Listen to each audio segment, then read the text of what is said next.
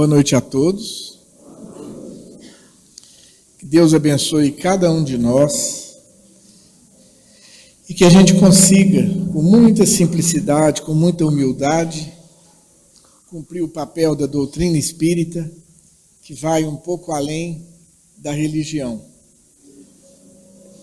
A doutrina espírita ela é baseada num tripé. Diz que banco de goiano tem 3 pés, você sabia disso? Porque ele não manca, né?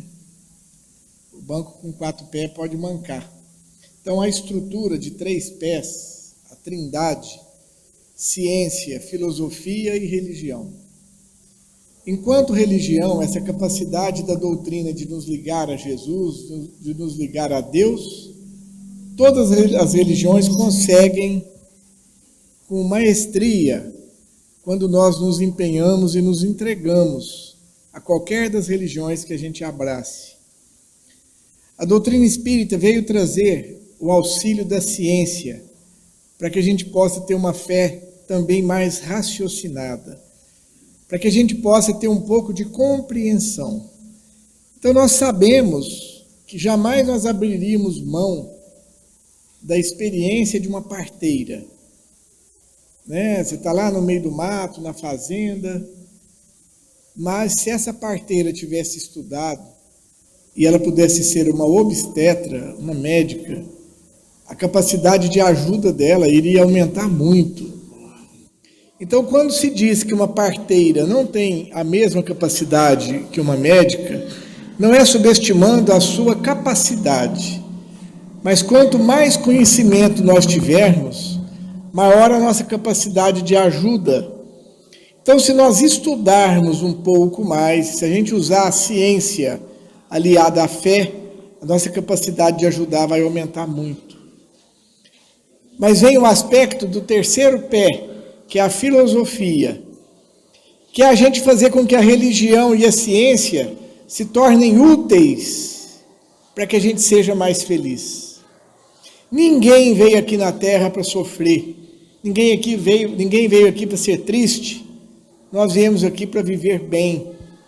E se nós não usarmos o conhecimento da doutrina espírita para nos dar a compreensão das dificuldades que às vezes nós passamos, a carga pode se tornar um pouco mais pesada. Eu trouxe uma frase de Emmanuel aqui, que vem nos ajudar a esclarecer. Navios não afundam por causa da água que está ao redor deles. Os navios afundam por causa da água que está dentro deles. Não deixe o que está acontecendo em torno de você invadir o seu ser e fazer com que você se afunde. Nós estamos passando um momento extremamente desafiador. Um momento no planeta todo muito inquieto. Nós não temos como fazer um planejamento. Você tem ideia de como que vai estar o mundo daqui a 1 ano, daqui a 10 anos? Isso gera uma certa ansiedade. Então nós vamos lembrar que estresse, o que é a pessoa estressada? É a pessoa que está vivendo o presente com intensidade demais. Pessoa estressada é aquela pessoa que está ocupando demais o seu dia. Deprimido é aquela pessoa que não basta os problemas de hoje. Ela traz os traumas lá de trás para hoje. Então, a base da depressão é eu trazer os meus problemas do passado para hoje. Estresse é viver demais o hoje. Depressão é viver demais o passado. E a ansiedade é viver demais o futuro. Então, nós tínhamos que dar um pouquinho mais valor no agora. O que vai acontecer amanhã? Às vezes tudo foge dos nossos planos, tudo foge das nossas metas. Nós viemos abordar com vocês hoje o assunto depressão. Depressão é aquela doença que só dá em pobre, não é, gente? Rico não dá depressão, não dá? Vocês devem ter visto aí, está rodando aí na internet um vídeo de uma mulher que ela vira para a moça e fala assim: se eu te desse 10 milhões de reais, vocês viram esse vídeo, né? Quem quer? Eu quero. O que você faria? Cada um tem uma ideia do que você faria. E se você, ao invés de ganhar 10 milhões, eu te desse o direito de você acordar amanhã? Qual que você prefere? Mas se você ganhar 10 milhões e não acordar amanhã, o que vai adiantar? Então, o que ela diz? O quanto a gente deveria dar valor no simples fato de estarmos aqui agora. Então, às vezes, nós atribuímos as nossas tristezas e angústias a problemas financeiros. Se nós não acordarmos amanhã, os problemas financeiros não vão existir. Nós vamos lembrar que todos nós, animais, pode ser um animal bem complexo como o ser humano, que tem a inteligência, mas pode ser um cachorro, um gato, uma ameba. Uma ameba é um ser vivo que tem uma célula só.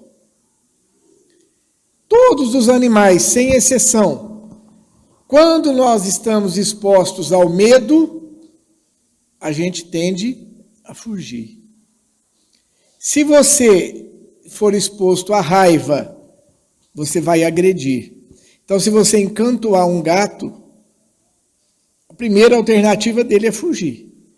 Se ele não conseguir fugir, você encantoar mesmo, ele vai te agredir. Eu e vocês funcionamos igualzinho o gato.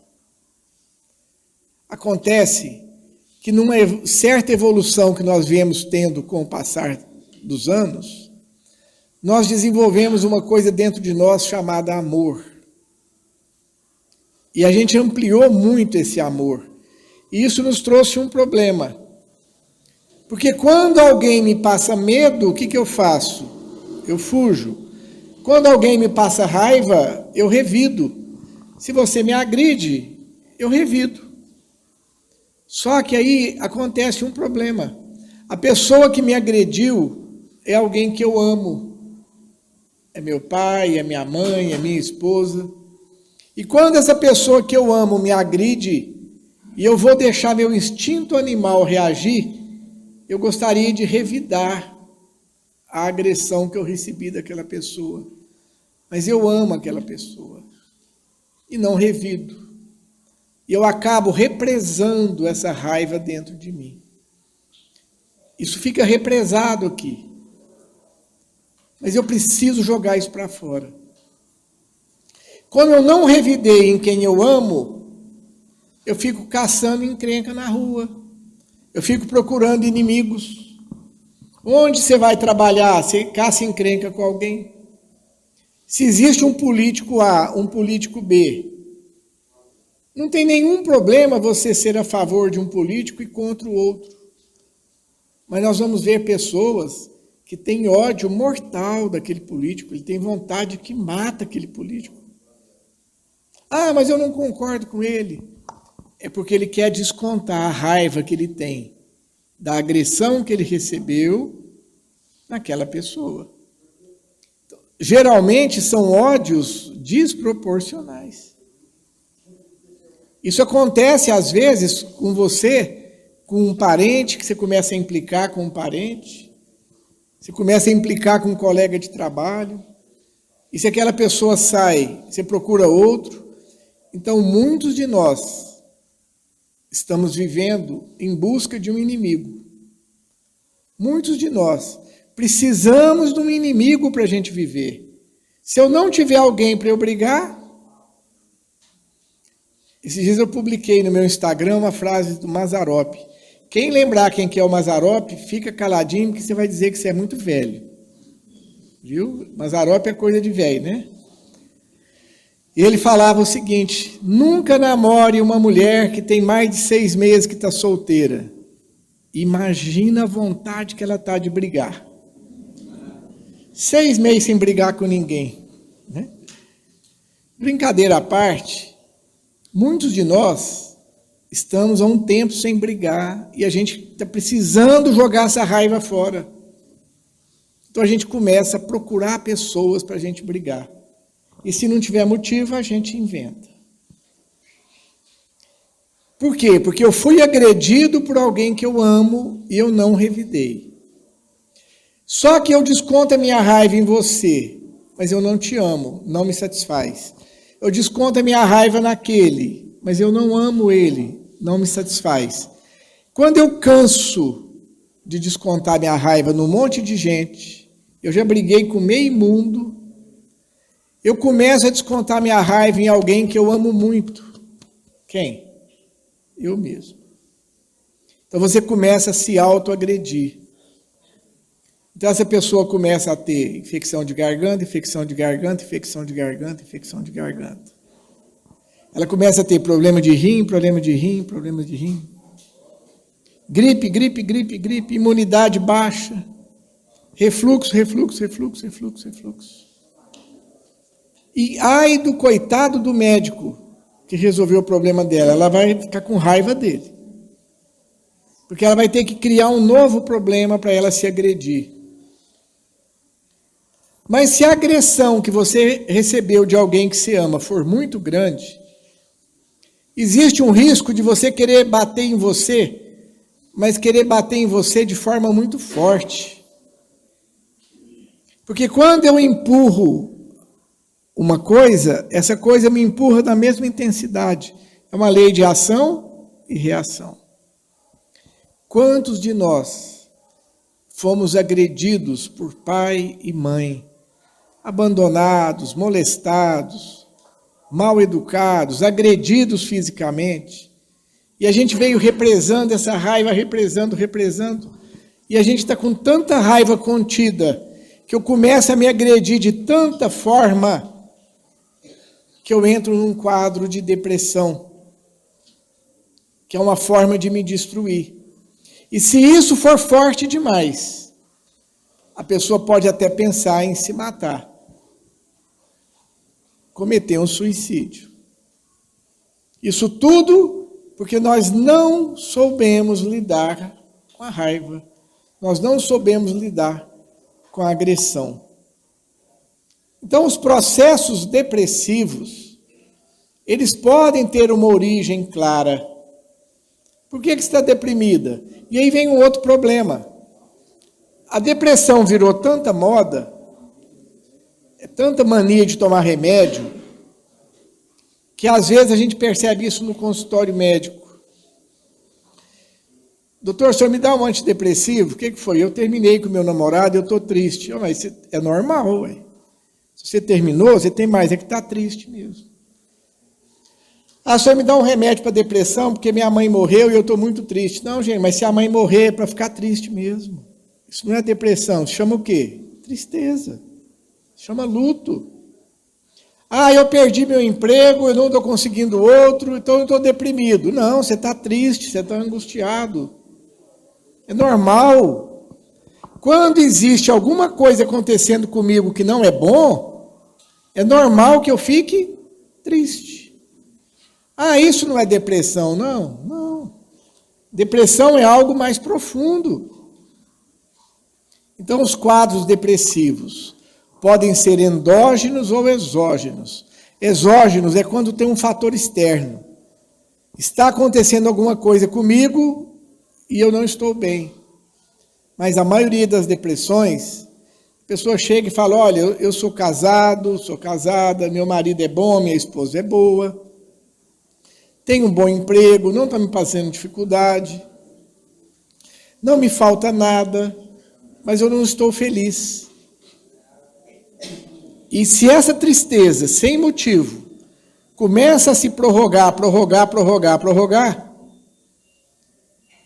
eu já contei aqui uma vez uma história de uma mulher que era muito bem casada, o marido dava tudo para ela, não deixava faltar nada. Os filhos, os dois faziam faculdade, trabalhavam, 2 filhos exemplares. Mas o marido dela tinha uma mania de todo dia à noite jogar um baralho com os amigos na casa dela. Era uma maneira dele se divertir. Como é que ela vai implicar isso com ele? Um homem tão bom. E os filhos que trabalhavam e estudavam, chegavam à noite e iam namorar, cada um tinha seu namorado. Então ela vivia sozinha. Mas como que eu vou reclamar para alguém de 2 filhos tão bons? Como que eu vou reclamar para alguém de um marido que me deixa faltar nada, um marido fiel, carinhoso? Nós não precisamos ter explicação. Os filhos são bons, mas ela vivia sozinha. O marido é bom, mas ela vivia sozinha. Aí um dia, ela fazendo um autoexame de mama no banheiro, a televisão ensina, não é? Achou um carocinho, falou, vou no médico. Foi lá, a médica palpou, falou, olha, esse carocinho está meio esquisito, estou meio preocupada, vamos fazer uma biópsia. Ela não esquentou a cabeça, não. Chegou em casa, chegou para o marido e falou, doutora, disse que eu tenho que fazer uma biópsia. O cara regalou o olho.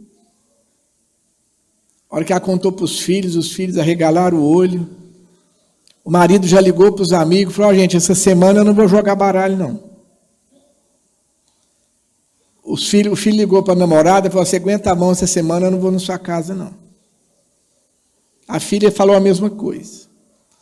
Eles ligaram para as irmãs dela que moravam fora da cidade, veio as irmãs tudo.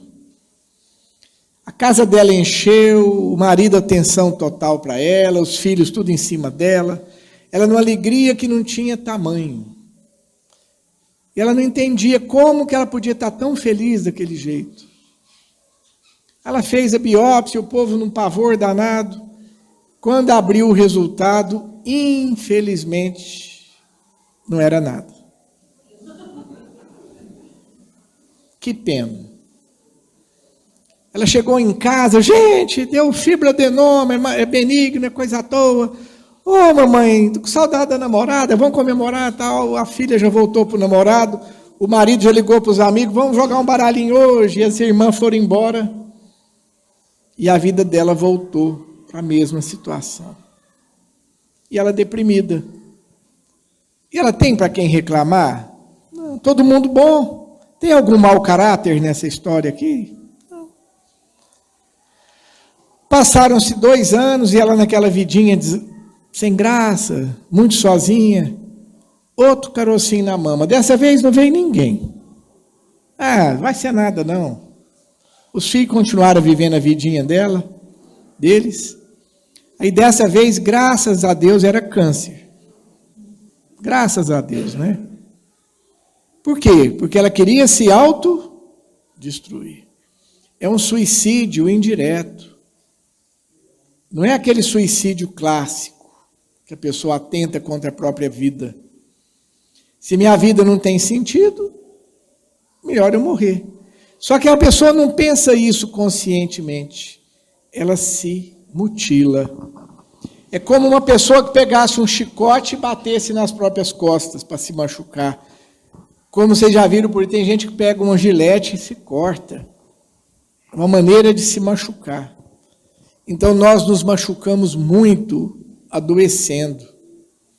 A grande maioria das doenças são psicossomáticas.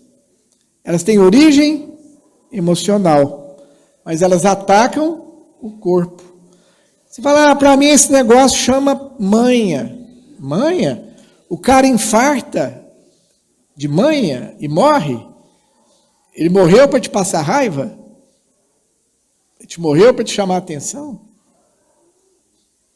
Então nós estamos aí cheios de problemas, porque nós não estamos procurando resolver nossos problemas de forma clara.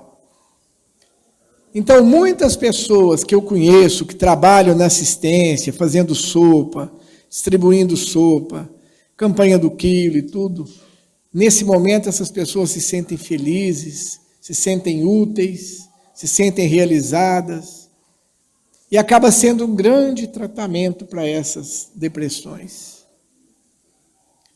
Então, a depressão não é uma coisa para ser desprezada, porque ela não é uma doença visível.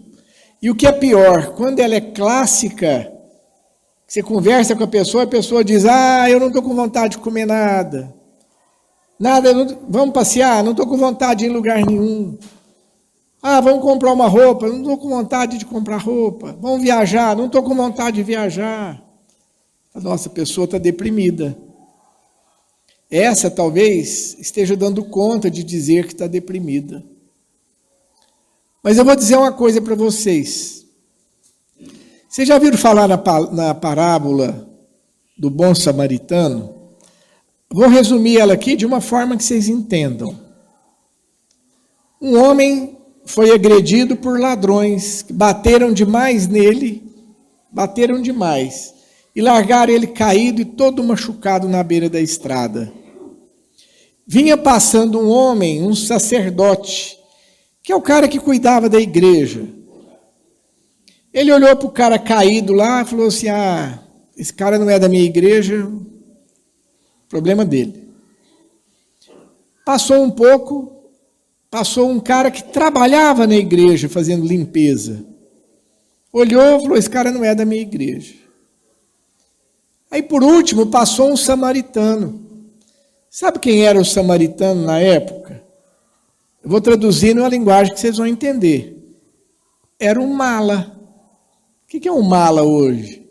Aquele cara que se você visse ali na praça, você ia atravessar a praça do outro lado, um cara esquisito, mal vestido, um cara de bandido, um mala. A gente não usa esse termo.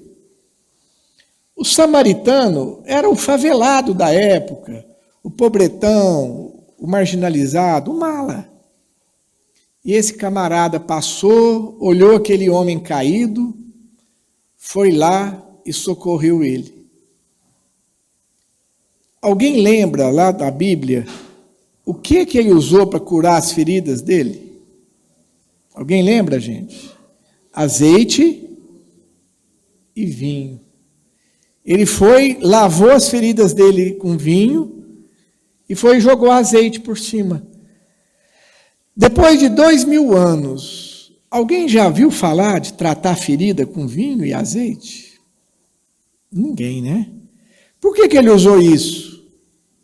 Porque é o que ele tinha nas mãos. Ele usou o que ele tinha, não o que ele tinha vontade, não o que era correto. Ele pegou aquele homem, levou lá para a estrebaria, para o hotel, deixou um pouco de dinheiro com o dono do hotel, falou, cuida desse homem, dá comida, remédio, e se precisar de mais, eu estou viajando para trabalhar, quando eu voltar eu pago o restante. Então, essa parábola, ela vem nos mostrar que às vezes, quando eu estou no meu consultório, eu sou espírita desde criança, e alguém chega e fala, nossa, doutor, eu te conheço lá do centro, eu sou espírita também, a gente dá um sorriso e acha bom, né? E quando às vezes a pessoa é de outra religião, você já não dá aquela afinidade. Nós não temos que ajudar quem é da nossa religião, não. Nós temos que ajudar qualquer ser humano que pedir ajuda. Quando alguém te pedir ajuda, a pessoa te ligar e falar, fulano, você me ajuda? Responda assim, ajudo. Mas faltou um detalhe, né? Eu te falei o que eu ia pedir? Não tem importância, não. Mas eu te pedi ajuda, não falei o que era, e você já falou que vai me ajudar? Sim, vou te ajudar. Então eu quero 2 milhões de reais. Eu tenho 200 reais. Mas você falou que você ia me ajudar. Cada um vai dar só aquilo que pode. Mas que a gente abra mais o nosso coração. Quando alguém te pedir ajuda, alguém pode me ajudar? Eu. Carrega essa caixa de 200 quilos. Ixi, não dou conta não, moço. Vamos juntar mais gente aqui, nós vamos te ajudar. Eu acredito, meus amigos, que nós estamos numa fase da vida que é muito difícil você visse alguém todo machucado na rua. E hoje a gente vive difícil porque às vezes você fala, nossa, se eu estiver saindo daqui para Uberlândia ali, na rodovia, uma mulher pedir ajuda, você fica com medo de ter um bandido escondido. A gente tem medo dessas coisas, não tem? Tem que tomar cuidado? Tem, mas a gente tem que tomar cuidado em não deixar alguém abandonado. Não tem problema, mas a gente tem que se propor a ajudar. Mas nós temos que pensar numa coisa, neste momento é muito difícil que alguém aqui estiver precisando de ajuda, que ele não arrume aqui 10, 20 pessoas para ajudá-lo. Não estou falando uma, não. Então a parábola do bom samaritano, ela mudou. É muito difícil que vá passar muita gente e ninguém vai socorrer. O nosso problema hoje é outro.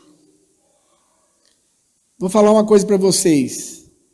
Ajudar, para nós, hoje, é mais fácil do que pedir ajuda.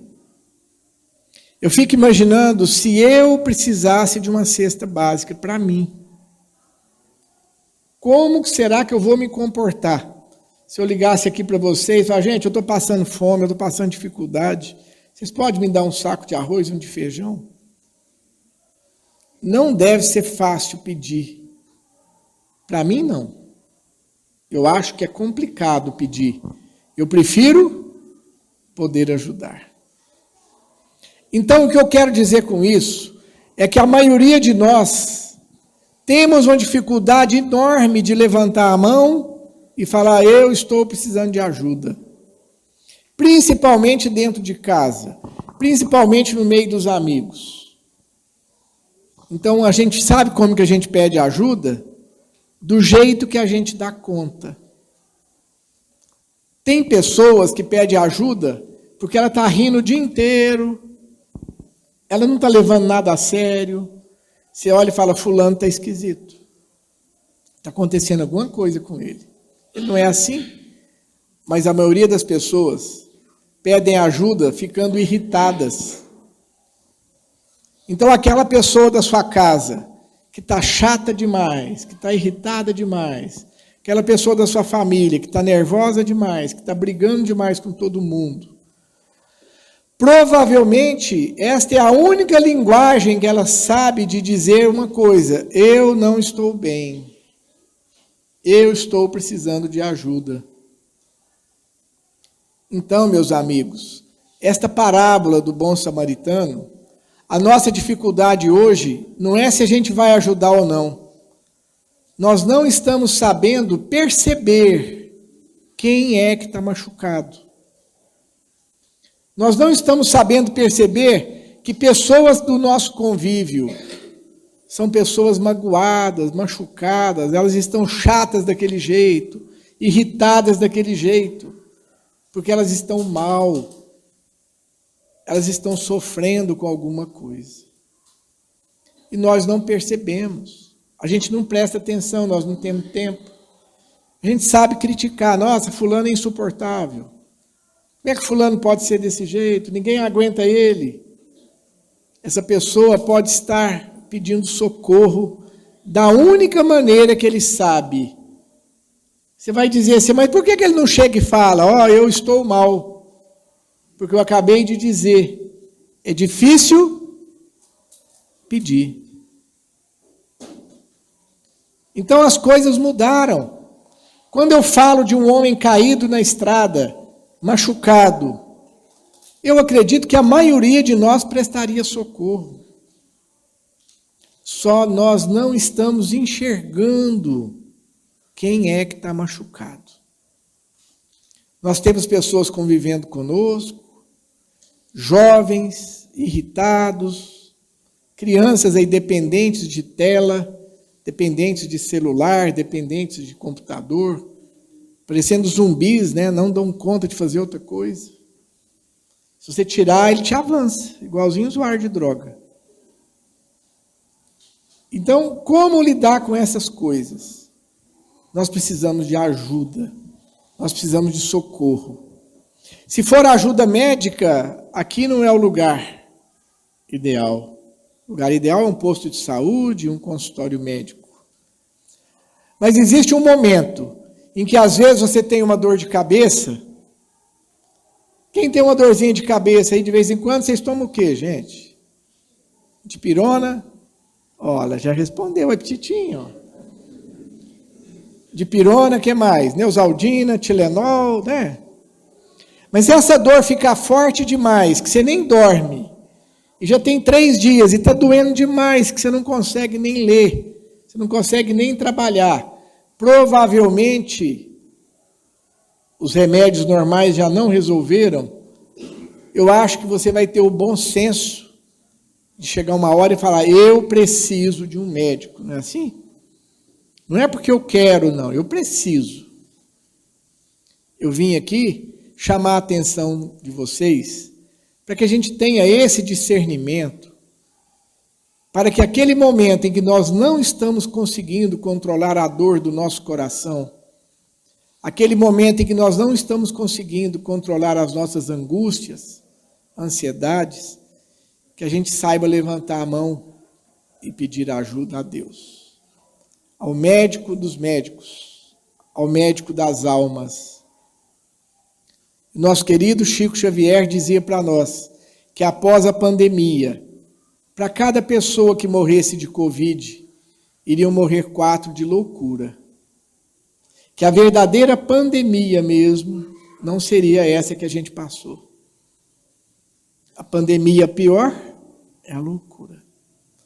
E ela está batendo à porta.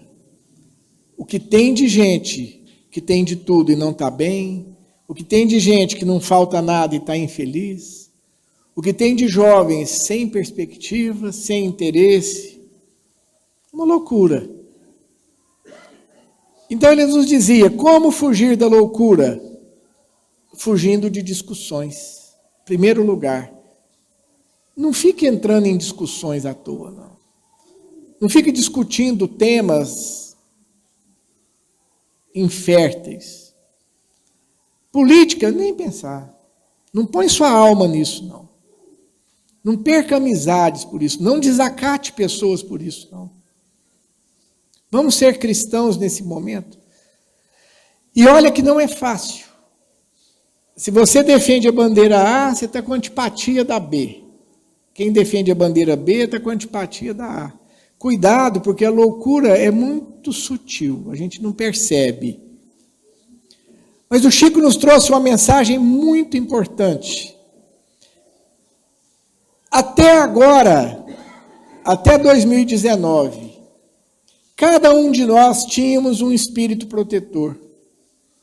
Cada um de nós temos um guia espiritual. Cada um de nós tem um espírito que cuida só de nós. É só você levantar a mão que ele te socorre. Mas a partir de 2019, essa nova fase do planeta Terra, segundo ele, para cada um de nós vai ter uns 30 espíritos de luz para nos ajudar.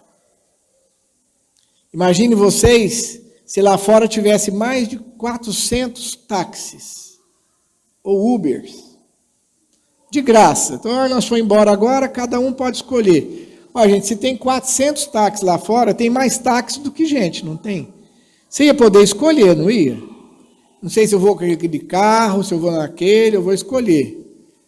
Mas se você não chamar, não vai vir nenhum, não. Se você não for lá fora e fazer assim, essa quantidade de espíritos superiores estão doidinhos para nos ajudar. Eles se prepararam, eles estudaram em outros planos, eles fizeram faculdades no plano espiritual, em mundos superiores, só se preparando para socorrer pessoas do nosso nível. Eles estão ali prontos para nos socorrer. Se nós pedirmos auxílio, nós vamos conseguir superar tudo isso. E com certa facilidade. Mas acontece que é muito importante o que foi dito aqui no começo. O navio não afunda por causa da água que está lá no mar. O que faz ele afundar? É a água que está dentro dele. Não vamos deixar os problemas lá fora, as discussões, as coisas que acontecem lá, políticas e assim por diante, que isso tire a nossa alegria e a nossa felicidade.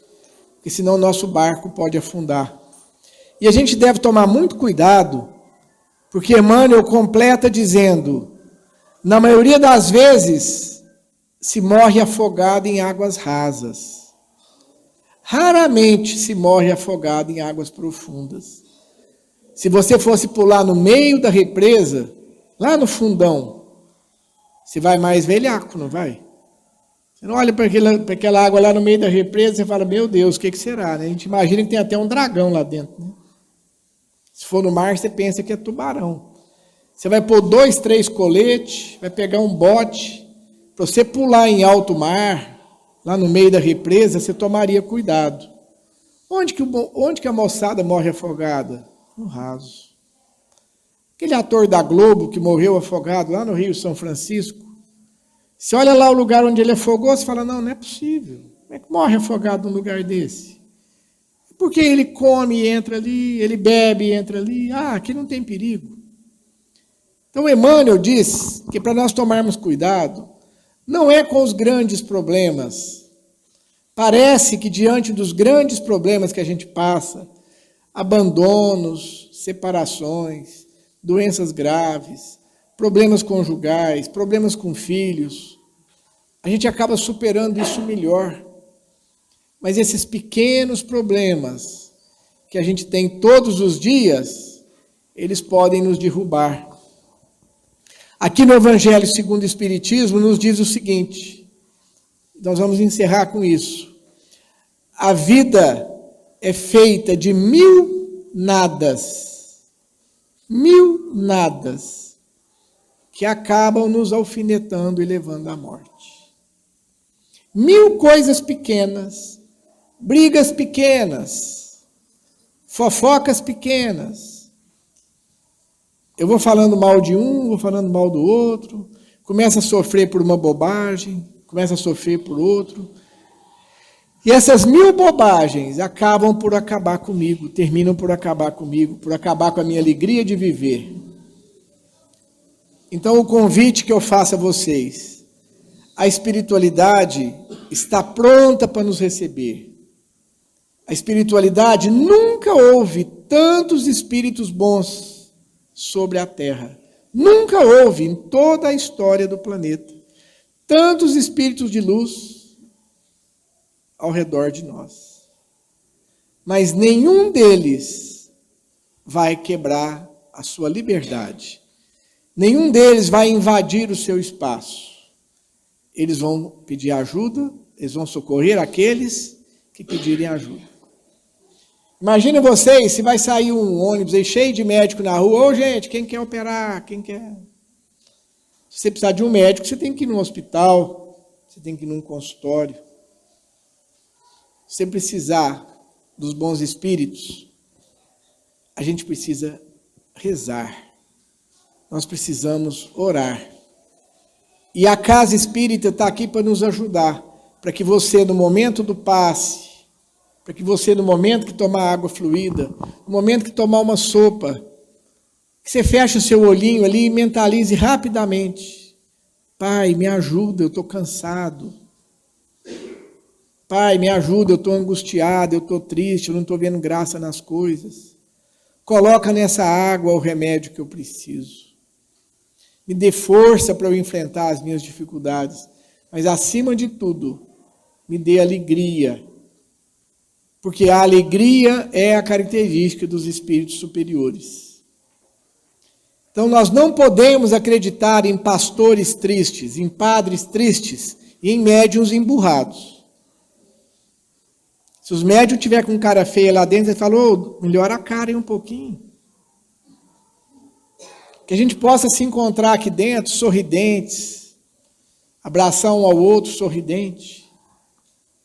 É o mínimo que nós vamos fazer, porque a gente estando sorrindo, nós estamos nos ligando aos espíritos superiores. Esta é a linguagem da alegria. Não vamos permitir que a tristeza tome conta de nós. O mundo que está chegando aí para nós é um mundo muito melhor. Um mundo com muito menos dor e menos sofrimento. Aliás, já é, né? Meu padrasto operou o mês passado com 93 anos de próstata. Para um homem de 50, é uma cirurgia barra pesada. Operou foi como se tivesse arrancado um dente. Como a medicina evoluiu, né? Que maravilha! Todos vocês aí vão ter 1000 histórias de pessoas que passaram por cirurgias graves. Transplante cardíaco. Operava 10, morria 12. 2 morria de susto. Hoje faz transplante cardíaco. Menininha lá, Uberlândia, essa semana de 4 anos, fez um transplante, está toda sorridente, com um coraçãozinho novo. Como a medicina melhorou? Anestesia, antigamente, você não sabia se ia voltar dela, não. Era um medo danado. Hoje nem se toca nesse assunto. Anestesia geral, o que tem? O mundo melhorou demais. O planeta Terra está sendo preparado para que a gente viva com muito mais alegrias do que com tristeza. Se eu quero ficar aqui, eu preciso ser mais alegre do que triste. Tem problema ter os momentos de tristeza? Não tem. Mas vamos dar um jeito dessa tristeza passar rápido. Não alimente esse lobo chamado tristeza. Não dá comida para ele, não. Deixa esse lobo ficar magrinho, feio, com esse cabelo arrepiado. Ah, eu estou triste, tá, mas daqui um pouco eu estou boa. Tem gente que fala assim, eu estou alegre, mas daqui um pouco eu vou ficar triste outra vez. Inverte, né? Vamos alimentar o lobo da alegria. E vamos dar só uma raçãozinha da tristeza, para ele não morrer, tadinho. Deixa ele ali, raquítico. Tá bom? Muito obrigado a vocês, que Deus nos abençoe.